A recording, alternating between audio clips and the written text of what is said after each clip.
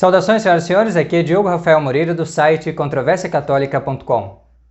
Se você quer realmente saber o que hoje se vende por aí com o nome de catolicismo é algo que nas suas doutrinas, nos seus ritos, nas suas práticas, nas suas leis, é algo completamente diferente do que antigamente era conhecido por este nome, como esse catolicismo moderno, ou até podemos dizer modernista, é uma verdadeira fraude, porque usa um nome glorioso, venerável, um nome que usaram com muito orgulho, com muito amor e com muita dignidade, um São João Bosco, um São Francisco de Assis, um Santo Inácio de Loyola, este nome católico, católico apostólico romano, que confessa a religião católica, esta grande instituição, como a rocha, como uma instituição divinamente fundada por nosso Senhor Jesus Cristo, que transmite ao mundo uma mensagem de verdade,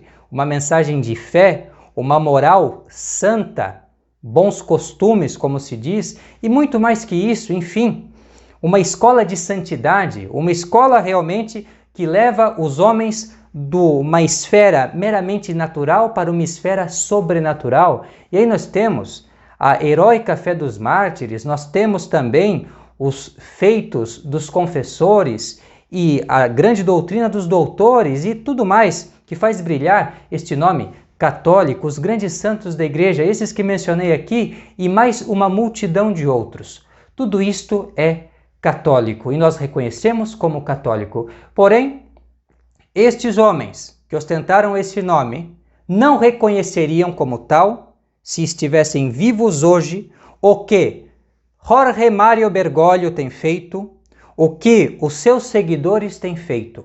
Basta que nós olhemos para as notícias, e é isso que nós vamos fazer aqui com uma notícia apenas. Nós vamos dar outros exemplos também, mas basta olhar aqui para esta questão que está circulando muito por aí sobre a bênção a casais homossexuais, para dar um exemplo entre milhares que há, e nós vamos dar mais exemplos também, aí baseados nas notícias do dia, o que está ocorrendo, porque não está longe de nós a verdade. Basta um pouco de reflexão. Não é preciso que você fique aí se alimentando de milhões e milhões de informações. A verdade não é algo tão difícil assim de descobrir. A verdade às vezes está na sua cara, mas o que acontece hoje em dia? As pessoas alimentam-se de muita informação e, no entanto, não fazem a digestão desta informação, a reflexão. Já dizia um grande filósofo católico do século XIX, Jaime Balmes, aqui nas coisas da inteligência, nas coisas do conhecimento, da consciência humana, o que importa não é o quanto se come, para fazer uma analogia com o processo da nutrição. Não é o quanto se come, mas o quanto se digere.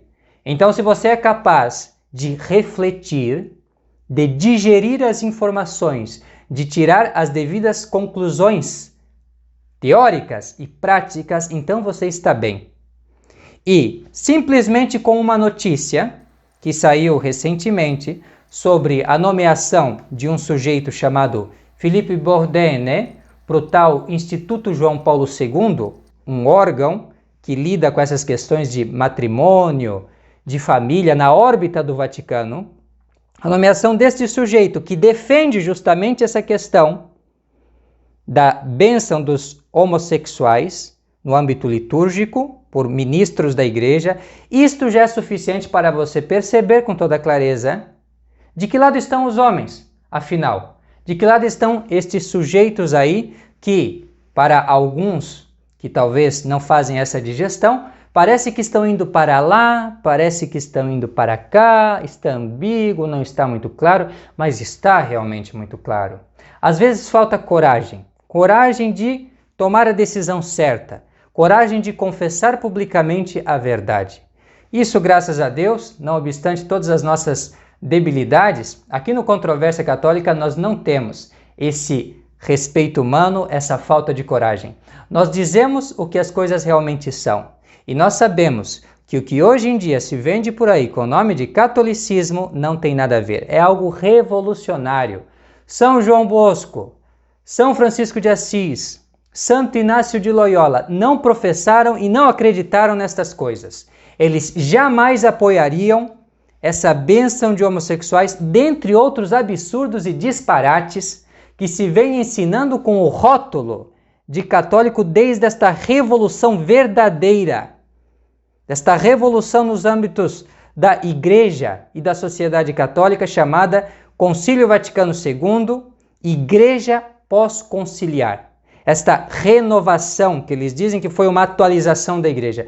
Isto não é uma continuidade, isto não é católico, isto deixou de ser católico e não pode mais com honestidade e com verdade arrogar para si o nome de católico. Nós vamos demonstrar como podem estes homens que se dizem teólogos, que se dizem bispos, que se dizem padres, mal saberem o catecismo sobre uma matéria tão óbvia quanto a situação destas pessoas que vivem em pecado público e não um pecado qualquer. Vivem algo que é conhecido de todos, é público sim, mas é um pecado que é qualificado pela doutrina, pelo catecismo católico, como um pecado que brada aos céus por vingança, ou seja, algo que não prejudica somente a pessoa que peca, que assim está privada da graça de Deus, mas prejudica cidades inteiras e, sobretudo, prejudica estes homens que parecem que não têm coração, que parecem, na verdade, dão-nos a entender isso, que não têm fé, que para eles fazem pouco caso disso e até querem abençoar estas pessoas que estão nessa condição, sem pedir para que mudem esta situação, para que desfaçam essas uniões que não só podem causar um desastre para a vida destas pessoas, mas para toda a ordem social. Já sabemos que cidades foram destruídas por conta disso.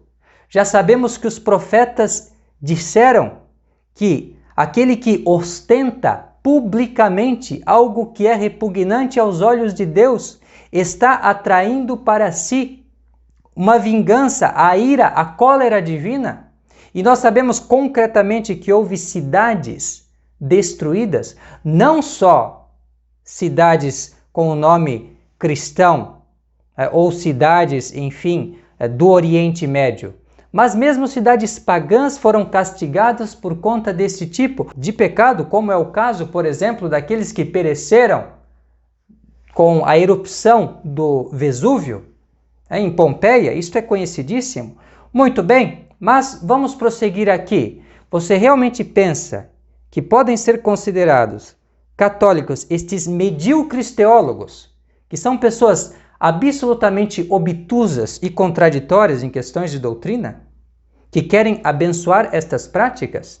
Então me acompanhem aqui, vamos ler as notícias, vamos ver realmente o que está acontecendo e se essa gente, depois que nós fizermos uma reflexão, se essa gente realmente pode ser chamada de católica e se essa gente tem um mínimo de conhecimento da doutrina católica para dizer isso.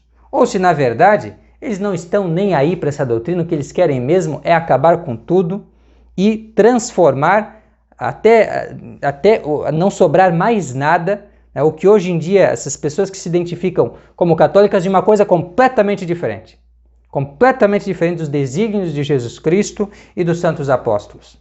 Bem, vamos então simplesmente ler o artigo como saiu no site Sétimo Cielo, é uma tradução nossa essa aqui, foi o site então que trouxe esta informação para nós vamos simplesmente ler e depois fazer os devidos comentários.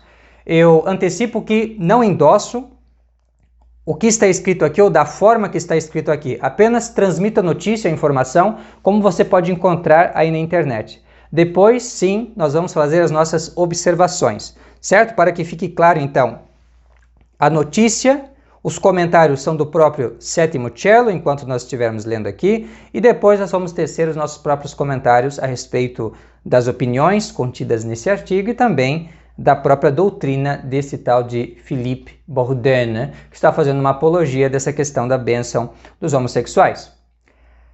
título é assim: Guerra em Família, sobre os casos das bênçãos de casais homossexuais. O Vaticano tem um inimigo em casa. Esta é a manchete.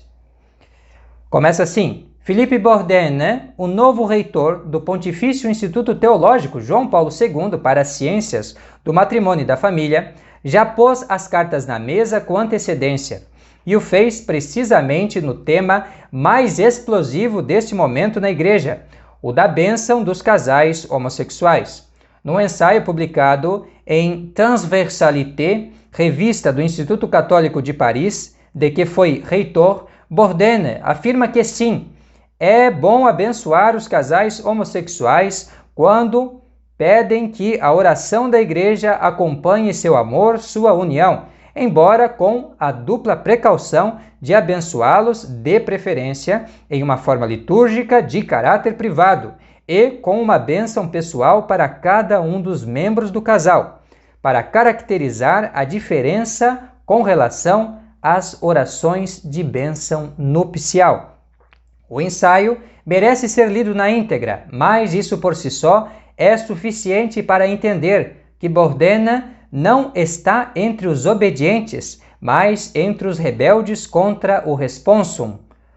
Aqui, responsum significa a resposta que a Congregação para a Doutrina da Fé deu a esta questão se pode abençoar casais homossexuais. A resposta foi negativa, não pode.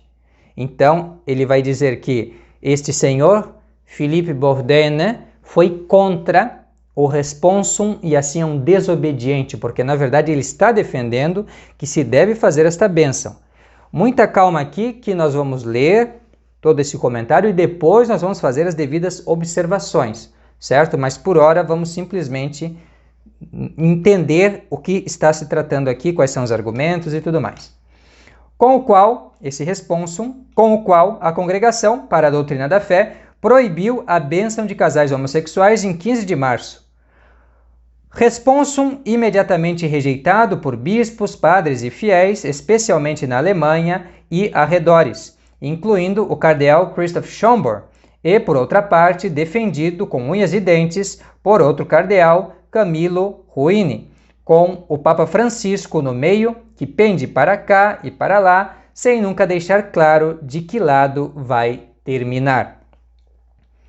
Voltando a Bourdin, eis um pequeno trecho das conclusões do seu ensaio em Transversalité, no qual ele aprova a bênção litúrgica de casais do mesmo sexo.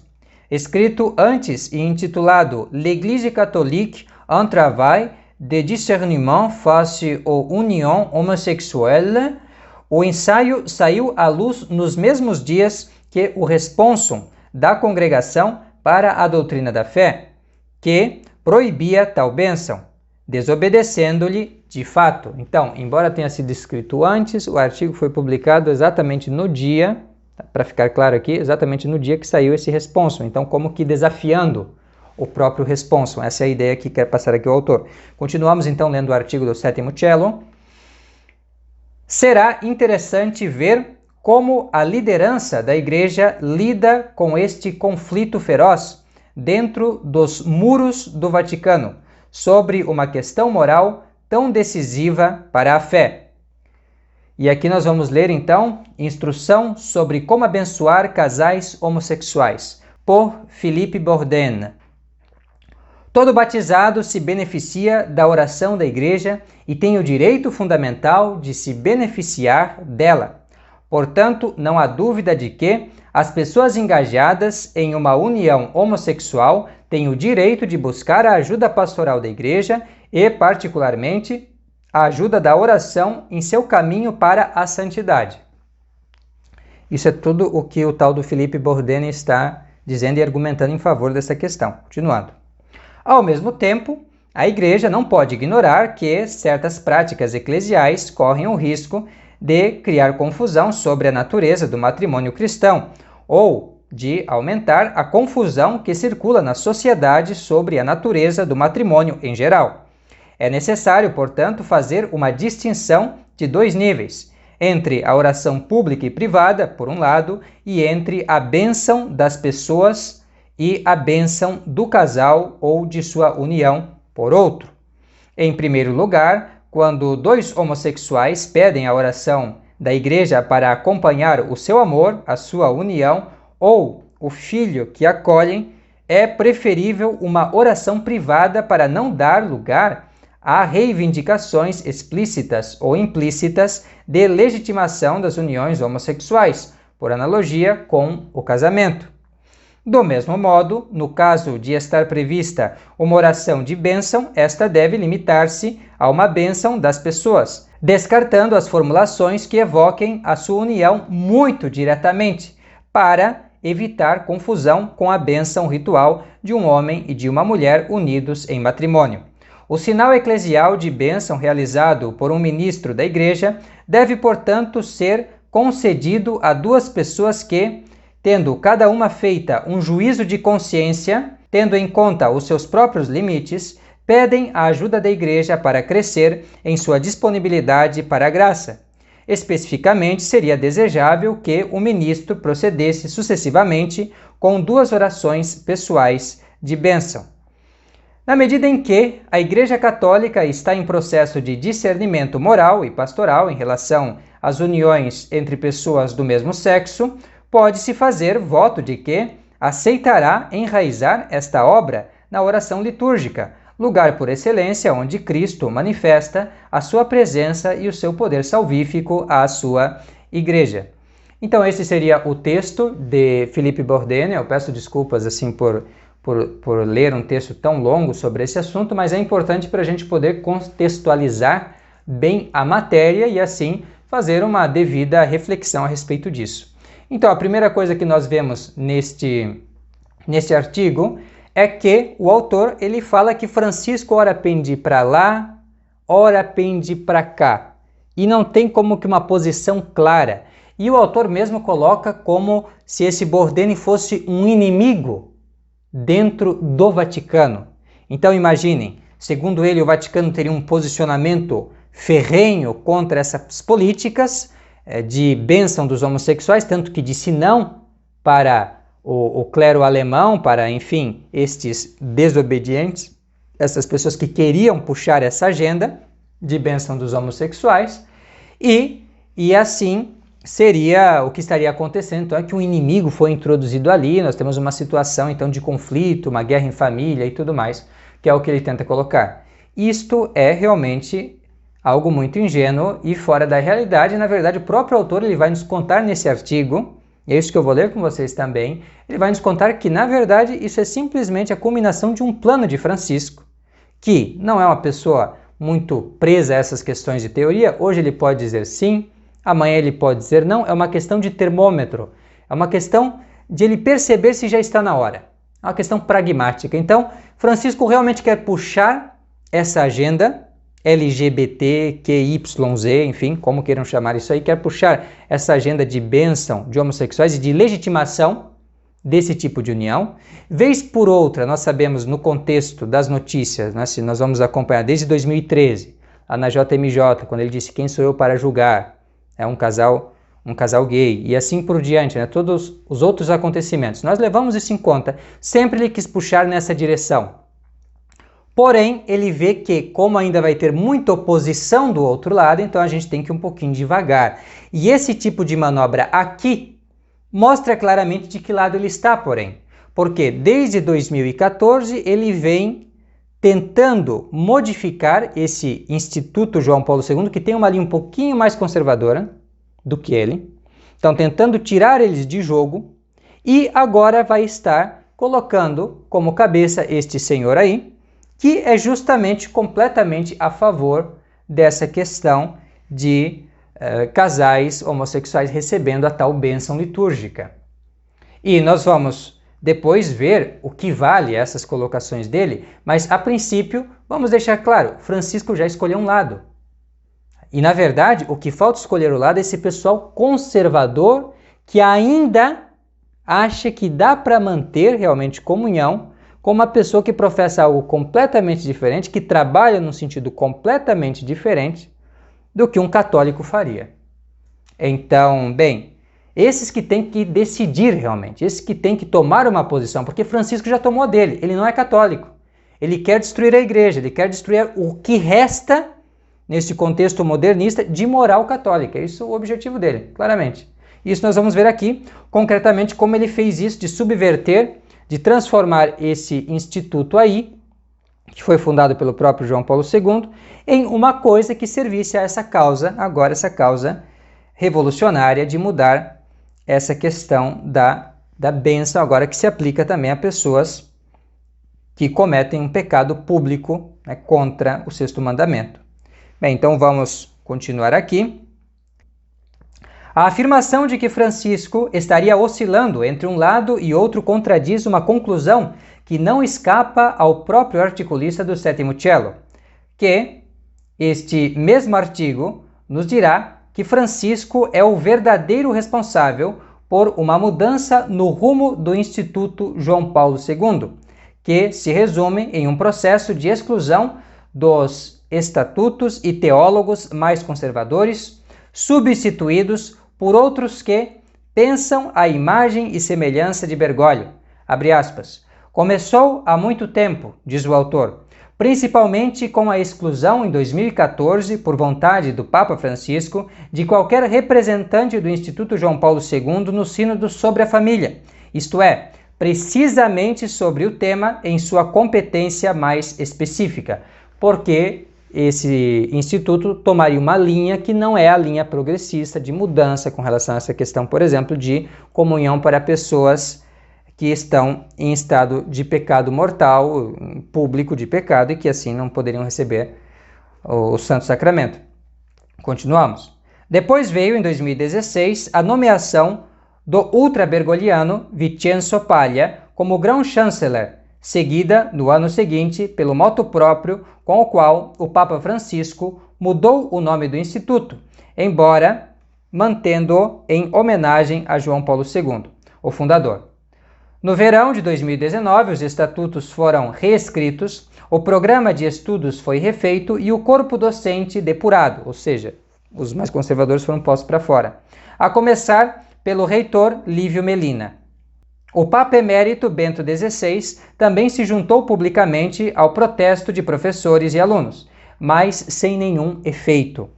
Até o novo reitor, Pierangelo Sequere, renomado teólogo milanês, que inexplicavelmente se adaptou a essa tarefa, logo se viu à margem do novo rumo pela autonomia de seu pensamento teológico, entre outras coisas, porque defende fortemente uma interpretação da muito discutida encíclica Humanae Vitae, de Paulo VI, fiel a seu significado original.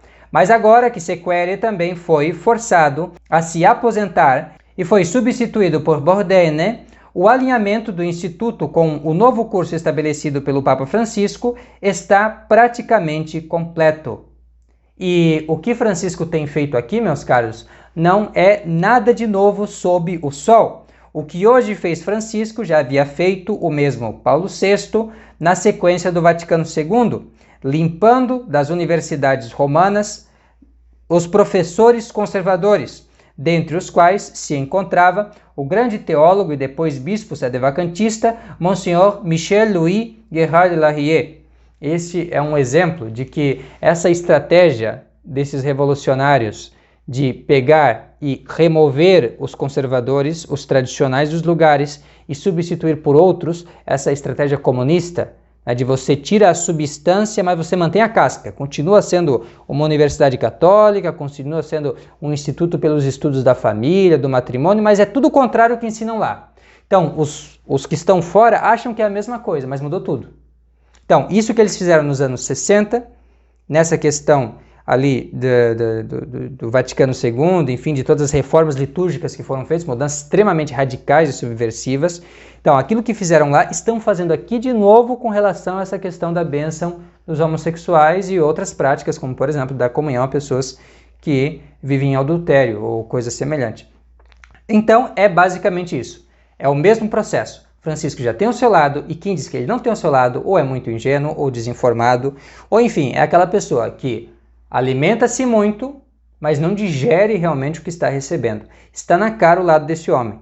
Está na cara que ele é um herege manifesto, está na cara que ele não é católico. Está na cara, por exemplo, que esses teólogos que ele se serve também, como esse Philippe Bourdais, são pessoas completamente incompetentes como teólogos, não tanto porque não têm inteligência, porque tem inteligência, mas porque não tem sabedoria, sabedoria como um dom, uma virtude infusa pelo Espírito Santo. Não tem, mais que isso, a própria fé, a virtude teologal da fé, porque se eles realmente crescem a doutrina de Jesus Cristo, a doutrina católica, como foi confessada por São João Bosco, por São Francisco de Assis e por tantos outros grandes santos da igreja, eles jamais ensinariam essas coisas, porque a doutrina clara da igreja que não funciona, tá? Não é uma questão assim de intolerância, é uma questão de realismo. Não funciona dar bênção a pessoas que são membros mortos da igreja, por conta de uma falta gravíssima.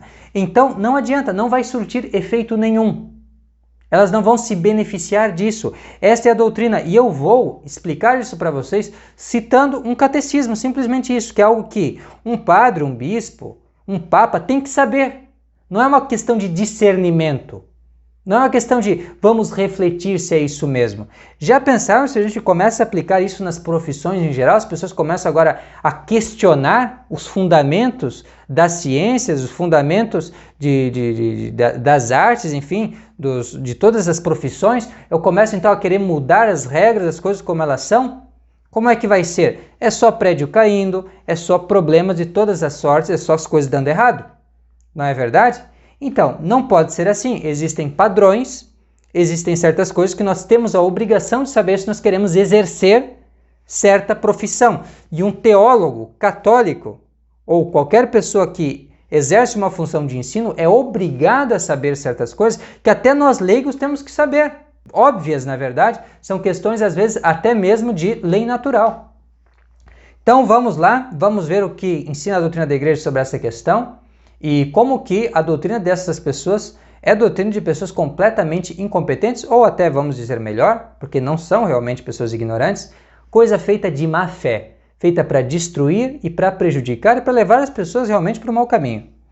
Quando o senhor Philippe Bourdais, diz que todo batizado se beneficia da oração da igreja e tem o direito fundamental de se beneficiar dela, ele se esquece que como a igreja se compõe de membros vivos e mortos, de bons e maus, de pessoas em estado de graça e de pessoas em pecado mortal, não são todos os fiéis que se aproveitam das orações e das graças que a igreja confere aos seus membros. Conforme ensina o Catecismo Romano, abre aspas, o gozo destes bens e favores, tão abundantes quão variados, destina-se, todavia, àqueles que levam uma vida cristã na caridade e que, por isso, são justos e agradáveis a Deus. Os membros mortos, isto é, os homens cobertos de crimes e apartados da graça divina, não perdem propriamente a regalia de serem membros deste corpo, mas, como membros mortos, ficam privados do fruto espiritual que é a partilha dos justos e piedosos. Ainda assim, uma vez que permanecem no grêmio da igreja, são ajudados por aqueles que vivem espiritualmente a recuperarem a graça e a vida perdida. Deste modo, recebem ainda alguns frutos que escapam, sem dúvida alguma, aos que se separam totalmente da igreja. No artigo do Credo, a comunhão dos santos. Então, o que se explica aqui é que estas pessoas que estão realmente cometendo um pecado mortal, porque isto é qualificado pelo apóstolo, enfim, na Sagrada Escritura em vários lugares, enfim, por toda a igreja, no catecismo, de qualquer maneira, onde quer que se vá investigar isso, bem, que tem o nome de católico, todo mundo sabe que esse tipo de atitude, homem com homem, mulher com mulher, bem, basta ler a carta de São Paulo aos Romanos, a epístola, capítulo 1 até o final, lá para o fim. Então, se vai ver que é um pecado grave, é um pecado que tem consequências tais que tiram a pessoa da graça divina, tiram a pessoa da vida eterna. Ela não pode receber a vida eterna porque não entrarão no reino dos céus, né, essas pessoas. Então, bem, isto é algo claro. Então, não tem a graça de Deus. Se a pessoa não tem a graça divina, então ela não recebe esses benefícios da comunhão dos santos, senão de uma maneira indireta. ou seja, sendo exortada a voltar, a recuperar esta graça e esta vida perdida por conta desse pecado. Então, a igreja exorta essas pessoas que vivem publicamente em uma situação irregular, realmente, ou seja, em uma situação de pecado habitual, mortal, aberto, né, como que uma afronta direta à majestade divina, que ordena exatamente o contrário do que essa gente vive. Então, a igreja exorta essas pessoas a se converterem, a realmente adotarem as leis de Deus nessa matéria, que pedem realmente que essas uniões ilícitas elas sejam rompidas e a pessoa então procure lutar contra este vício, contra esta dificuldade. Não é? Então é isto que a igreja manda, é isso que a igreja faz em benefício destas pessoas. Este é o benefício, né, de a pessoa ainda continuar na igreja, ou seja, ali na igreja ela vai ser convidada, exortada para realmente se converter. Vai se fazer orações por ela? Sim, mas numa esfera no sentido sempre de conversão e não de manter a pessoa nesta condição. Entende? Porque não adianta dar uma bênção, não adianta qualquer sacramental para esta gente, eles não vão receber esta bênção. Por quê? Eles só podem receber a bênção de romper essa união. Esta é a bênção. É disso que se trata. Então, não tem realmente como manter esse negócio de que eu vou fazer uma bênção litúrgica, isso vai realmente abençoar esse casal. Não tem como abençoar. Por quê? Porque é uma situação que a pessoa está como membro morto da igreja e não tem como receber estas graças a não ser que se emende. Então não adianta. Entende? É algo impossível, não vai acontecer, não chega a estas pessoas. A comunhão dos santos chega aqueles que estão unidos na caridade. O que é caridade? É o estado de amizade com Deus, onde nós, por amor de Deus, nós seguimos os seus mandamentos. Quem me ama, diz nosso Senhor, ou seja, tem essa virtude da caridade, segue os meus mandamentos. Isso é básico, não é? Então, somente recebe todos esses imensos benefícios aquele que está em caridade. Essas pessoas, infelizmente, não estão. Então, elas precisam recuperar a graça em primeiro lugar. E como é que elas recuperam? Abandonando essa condição, abandonando essa situação de pecado. Simples assim. E aí elas vão receber as graças necessárias que Deus não deixa faltar a ninguém que procura servi-lo. Isto é seguro. Tá? Isto é uma verdade absoluta, certa. Tudo que Nosso Senhor prometeu e tudo que Nosso Senhor nos exigiu são coisas que nós podemos realmente obter e que nós podemos realmente cumprir. E isto com todos os auxílios necessários. Mas para que nós realmente consigamos obter, nós precisamos dar esse passo, ou seja, recuperar a graça de Deus, nos arrepender, fazer penitência, sobretudo, né, em consideração de que esse tipo de união, por exemplo, não é só um pecado que a pessoa faz contra si, mas contra o outro que está com ela, que também vai para o inferno, se continuar nessa condição, e o escândalo enorme que produz. Aí todas as pessoas escandalizadas com isso também correm um sério risco de se perder com isso. E como se trata de um pecado que brada aos céus por vingança, também tem todo o risco de colocar a própria civilização, de abalar as próprias estruturas da civilização com castigo, né, devido a esse tipo de prática. Porque é algo que Deus realmente não é a favor, que realmente ofende os desígnios divinos mais altos para os homens. É algo comparável a não pagar o justo salário a um operário, por exemplo, a oprimir os pobres, essas coisas. Isto para vocês terem uma ideia de como se trata de uma grande injustiça, de um grande pecado. Logo, essas pessoas que ainda podem ser contadas como membros da igreja, mas que vivem publicamente em um pecado que brada aos céus por vingança, deveriam ser aconselhadas a dissolverem a tal união pecaminosa para recuperarem a graça e a vida perdida. É isso o que sempre fez a verdadeira igreja. Enquanto isso não sucede, elas estão privadas da graça e sua condição é extremamente precária. O mesmo catecismo nos vai descrevê-la como a palha que na eira se mistura com o trigo, ou como os membros quase mortos, às vezes continuam ligados ao corpo. Então, uma outra coisa que precisa ser dita a essas pessoas: se vocês continuarem nessa condição de membros mortos, vocês vão se perder completamente. É como realmente a palha que vai ser queimada. Como diz São João Batista, né, na Escritura, uma alusão a essa passagem. É realmente um membro que corre o sério risco de se desprender desse corpo que é a igreja. Porque a pessoa vivendo nessa situação, muito facilmente vai cair na impiedade, perder a fé, porque Deus castiga esses pecados graves e públicos contra a caridade, muitas vezes com a perda da fé. Então, mesmo esse dom precioso que ainda une a pessoa à igreja, a posse da fé, a fé verdadeira, a fé de Jesus Cristo, mesmo isso ela corre o risco de perder nessa condição. Então, vale a pena? Vale a pena por um prazer momentâneo? Vale a pena por uma situação que, de qualquer maneira, vai acabar, daqui a 100 anos todos vamos estar mortos? Vale a pena manter essa situação e ir para o inferno e perder a vida eterna? Do que adianta ganhar esses prazeres, o mundo, enfim, todas as coisas, o aplauso, a proteção do governo e tudo que essa gente está obtendo? Do que adianta tudo isso se no fim Deus não vai abençoar e não vai dar a essas pessoas a vida eterna, que é o mais importante? Entende? Então é isso que essa gente tem que refletir e tem que ser levada à reflexão.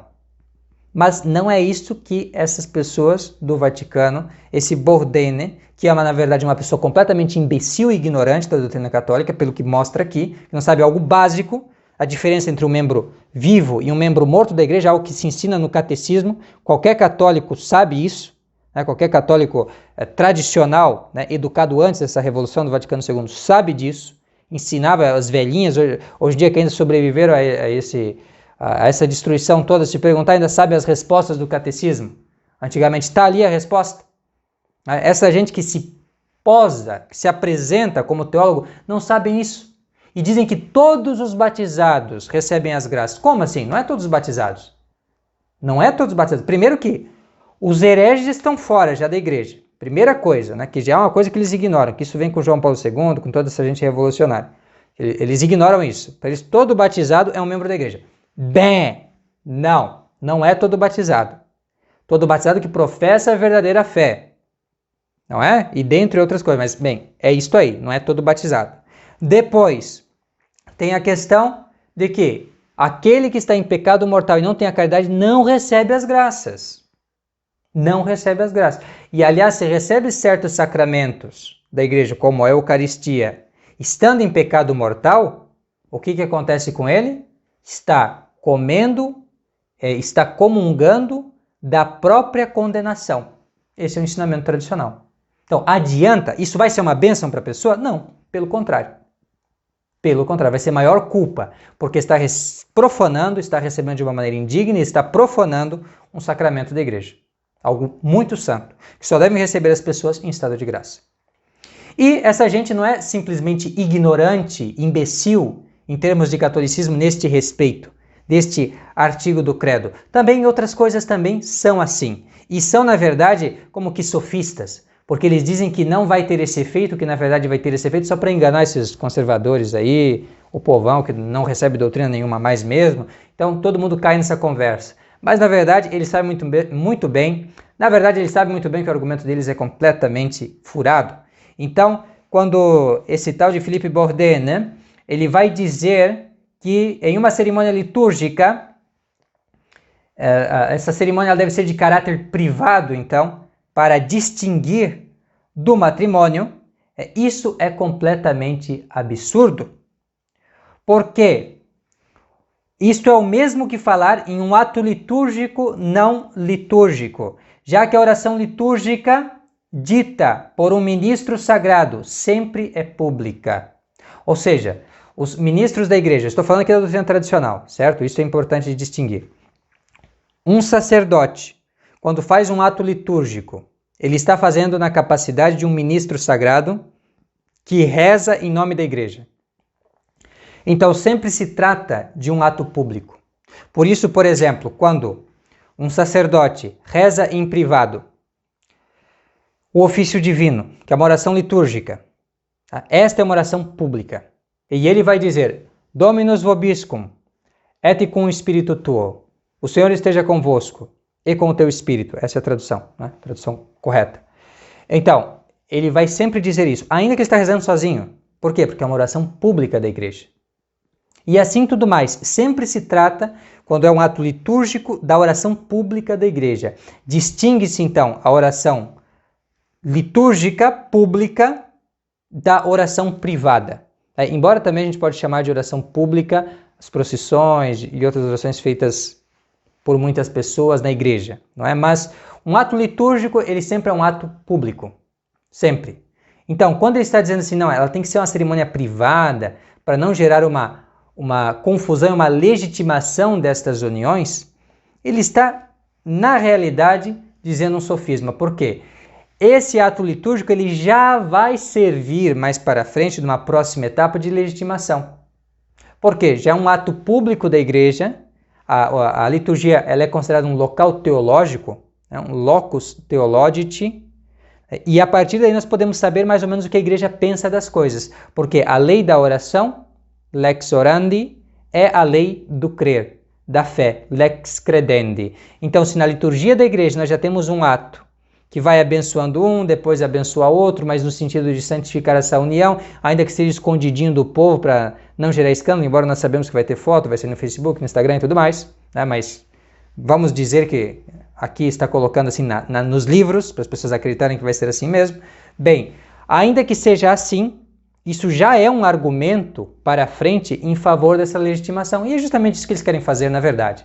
Né? Eles já estão fazendo isso quando já destroem essa noção de membros vivos e membros mortos, que já é algo absolutamente grave.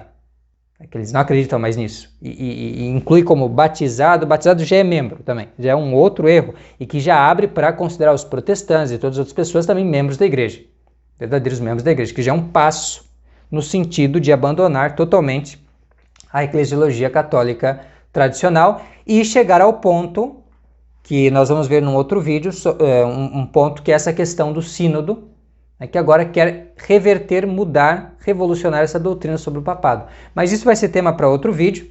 Aqui nós só podemos concluir que destas coisas se percebe o nível desses teólogos modernistas. Eles mal sabem o catecismo. É basicamente isso. Essa gente mal conhece a doutrina católica. Como é que estes ignorantes querem ensinar alguma coisa sobre família cristã e relacionamento entre católicos? Como? Como essa pessoa que está no Instituto sobre Família e Matrimônio? Como que Francisco quer dizer que ele é Papa e ele está dando continuidade? Ele está prevenindo, ele está impedindo que as portas do inferno, as heresias prevaleçam sobre a igreja, que ele é realmente um verdadeiro e legítimo Papa, que confirma a fé, que promove a fé católica no mundo. Como é que ele quer manter esse título se ele não acredita nessa fé? Se ele apoia iniciativas como essa e doutrinas como essa? Como pode isso? Se isto aí é uma flagrante contradição ao ensinamento católico tradicional? Então é isso, meus caros. Se nós olhamos para as notícias, se nós realmente refletimos bem, nós vamos ver que a resposta já está aí. Esses que posam de católicos e que estão tomando essas iniciativas completamente subversivas não são verdadeiros católicos. E se nós estivéssemos aqui, hoje, aqueles santos de antigamente, se eles viessem até nós, aqui, e vissem essa gente, eles com certeza se levantariam contra eles, atacariam, os chamariam de hereges, porque esses santos lutaram com pessoas que justamente eram dessa posição, mas que estavam do lado de fora, que eram os não católicos, que eram os hereges, que eram os maçons, enfim, lutaram contra esses revolucionários. E hoje esses revolucionários querem aparecer por aí como se fossem católicos. Uma outra notícia que nós vamos discutir para frente é essa questão da China. A China criou uma igreja estatal, uma igreja católica falsificada. Ora, o que a China fez não é diferente do que fizeram essas pessoas. Criaram um catolicismo falsificado, só que as pessoas não percebem isto. É um catolicismo que não é mais catolicismo, é uma fraude. E nós precisamos estar conscientes disso. Uma religião que permite o discernimento sobre bênção de pessoas que estão cometendo um crime que brada aos céus por vingança e que estão se privando da graça de Deus e que assim quer ajudar na sua união e no seu amor, um amor que leva para a perdição eterna, um amor que leva para consequências catastróficas até para a civilização em que estas pessoas estão.